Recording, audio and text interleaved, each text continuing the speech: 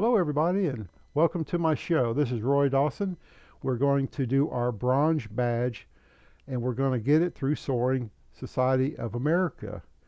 And these badges really just help you improve your flying. And obviously spot landings are going to be very important because one day, sooner or later, if you fly enough, you're going to land out somewhere and you might need every bit of ground roll you could get. So anyway, this is the PW5. The wingspan is 15 meters or about 45 feet. Empty weight is about 400 pounds.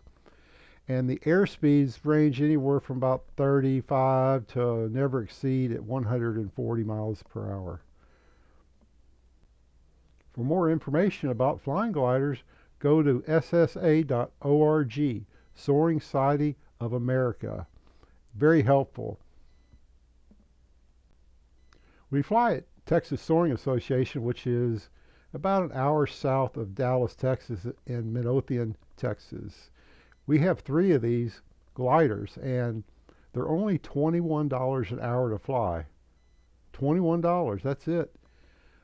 One other thing you have to add is your tow fee, which would probably run you about 30 bucks. But for aviation, you can't get a better deal than this. You can also look up Texas Soaring Association on Google.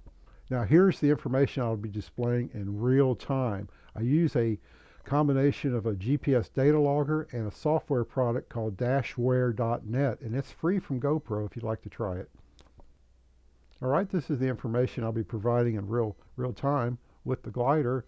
I'm using a GPS data logger, and I use a product called dashware.net. It's free from GoPro, and maybe you could try to figure out how to do it. Anyway, on the bottom left-hand side corner, that's your ground speed, not airspeed. Remember, GPS can only calculate ground speed. Top left is your flight time. Top center is your compass heading. On the right-hand side is your rate of climb indicator, is measured in feet per minute, and the bottom right is your altimeter. All right, we've completed the checklist. It's going to make sure that rope is secure, and we'll get ready to fly. Bronze badge work. Controls are free. Spoilers locked and tested. At this time, I give a thumbs up to let the wing runner know to level the wings. I'm ready for takeoff. I'll move the rudder back and forth to let the wing runner know to signal the pilot. Let's get ready to go. Okay, as we proceed further, we want to keep it on the deck. We just get a few feet off the ground to allow the airplane to accelerate to his takeoff speed. And in just a second, he's going to turn right, and I'm going to follow behind him. And what that does is, if the rope were to fail at over 200 feet, I could safely make less than a 180-degree turn back to the runway and get back safely. That's what it's all about, and that is part of your training. So in this example, we're doing pattern tows, and that just tells the tow pilot we're not going very high. We're probably only going to get up to about 1,000 feet above the ground.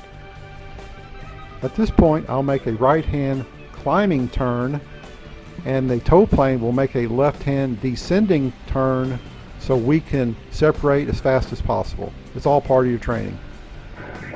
In this video, I'll be making 2 spot landings, so you can take a look and go through my thought process as we fly and make this demonstration. The flight instructor has placed an orange cone about 1/3 of the way down the runway from the end. My goal is to fly just over the top of the cone and then get on that runway and stop as quickly as I can. If you want more information on earning badges, just simply go to Soaring Society of America. That's ssa.org for more information. At this point, I'm simply working my way downwind. I'm making a left-hand pattern for runway 18 at TSA. My pattern usually consists of being at about 1,500 feet MSL at about halfway down the runway. That's kind of where I like to be initially. I just tested my spoilers to make sure they're working. Why would I do it there? I definitely don't want to do it way out, a couple of miles out from the airport. What if they got stuck open? If they got stuck open here, I could easily make that runway by making an abbreviated pattern. And again, that's all part of your training. The focus of the bronze badge is cross-country flying technique. In flying cross-country, there's probably going to be some situations where you're going to need to be very accurate on your landing procedure. We call those landing out, which just means we didn't make it back to base, so we're going to be landing some other place that we may not be real familiar with. My landing technique is the same, whether I'm doing a spot landing or just a regular landing. We use the same procedures, the same airspeeds. We don't fly slower, we don't fly faster. Okay, I'm lining up with the runway. You really can't see that orange cone from here, but I got some stop action replay that I'll show you in just a second. Alright, the orange cone is about a third of the way down the runway. I'm going to be working with a combination of my spoilers to get just over the top of that cone and then get on the ground and stop as soon as possible. And there's where the orange cone is at this time. I just flew over the top of it. Alright, just flew over the top of the obstacle, which is just a cone on the side of the runway. We're going to focus on landing here, holding full up elevator and heavy braking, because one day you might need to do a spot landing. If you're going to fly enough, one of these days you're going to land out. And all of this training just really gives you an extra edge, doesn't it? Alright, we'll go through the checklist again, make sure we have everything the way we want it. Obviously the spoilers need to be locked. There we go. The tow guy is going to get that rope and hook us up. This is all orchestrated the way we do things. I'm going to pull the release so he can open it up, the lock. He's going to pull on it just a little bit, make sure it's good. I'm going to give him a thumbs up just in a moment. There we go. And let's try another one. Say we're ready for takeoff after I move the rudder pedals back and forth. Shift traffic, 34 Zulu, departing runway 18, pattern tow.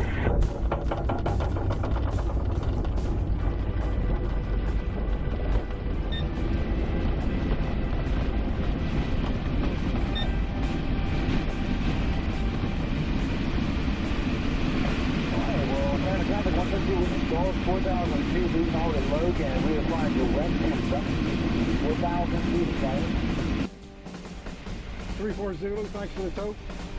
At this point, we've made the release. Again, we made a right-hand climbing turn, while the tow plane has made a left-hand descending turn so we can separate as fast as possible.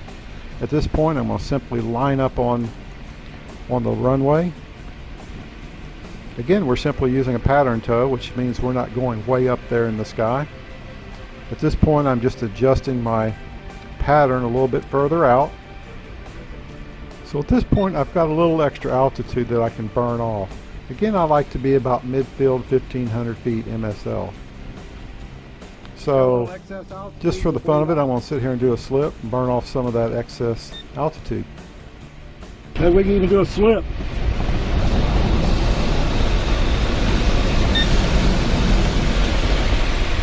Woohoo!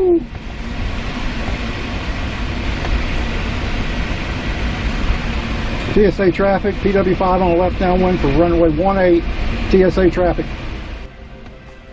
Okay, you know what I need to do. Let's watch the remainder of the video and see if I can make that additional spot landing.